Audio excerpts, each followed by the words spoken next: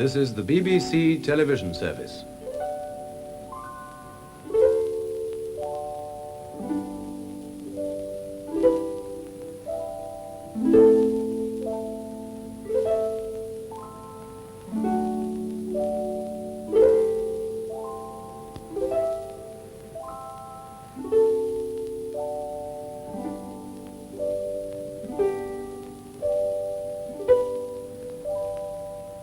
This is the BBC television service.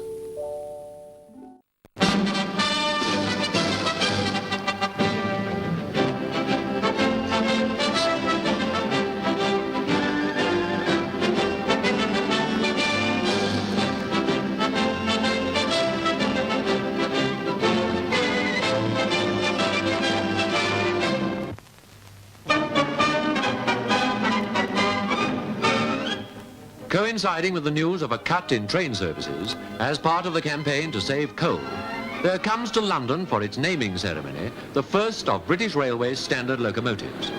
To the experts, it's a Class 7 462, and into this locomotive have been incorporated many of the best ideas from engines of the era before nationalisation, of famous classes like the LMS Royal Scot, the Great Western Castle class,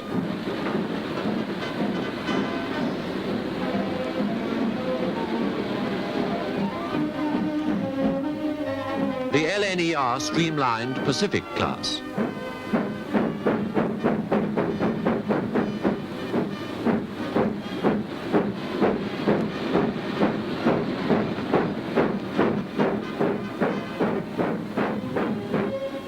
and the Southern Railway's Merchant Navy class.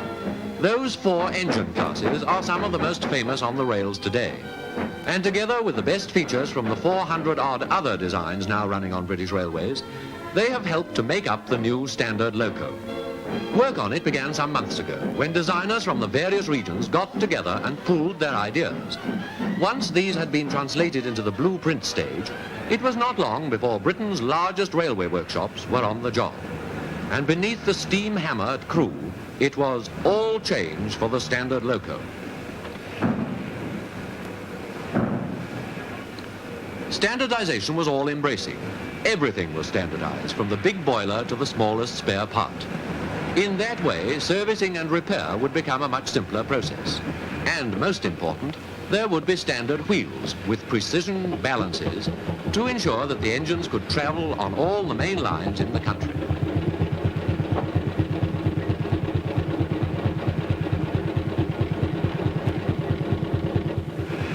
And with barely a flutter of excitement, a revolution in engine design was accomplished.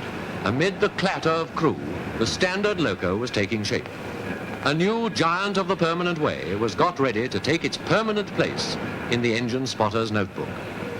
At the time, most of the design was still a much guarded secret, and all that was revealed was that there would be something new and something old. And together, this would add up to Britannia, the name given to this first example of the engine maker's standard design. Earlier this month, the standard loco, then still nameless, went out on test. A dynamometer car filled with a staff of experts was attached to it to check its performance.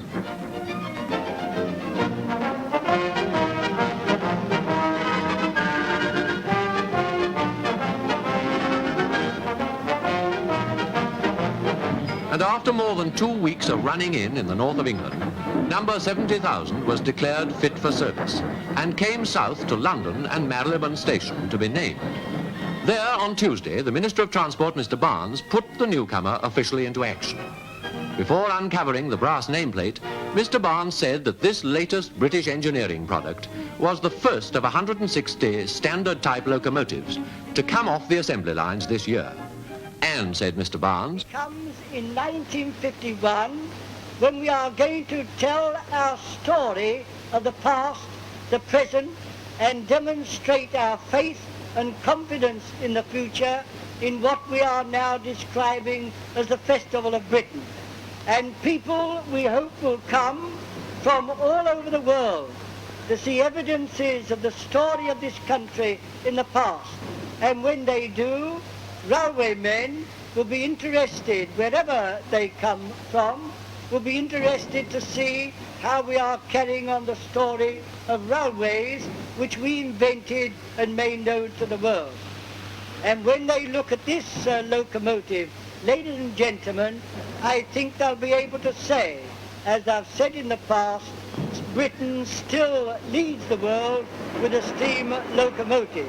And I have very great pleasure now and pride in unveiling this locomotive and naming her Britannia. A ministerial pull at the curtains uncovered the new engine's nameplate, and there for all to see was proof that Britannia now rules the rails as well. To complete the ceremony, the minister stepped onto the footplate and, accompanied by railway officials, rode out of Marylebone Station at the controls of Britain's newest engine. And Britannia, in her shining coat of dark green, gave of her best. Britannia is the largest of 12 engine types which are to be standardized by British Railways. And this week she goes into official service for the first time, hauling express passenger trains in the eastern region.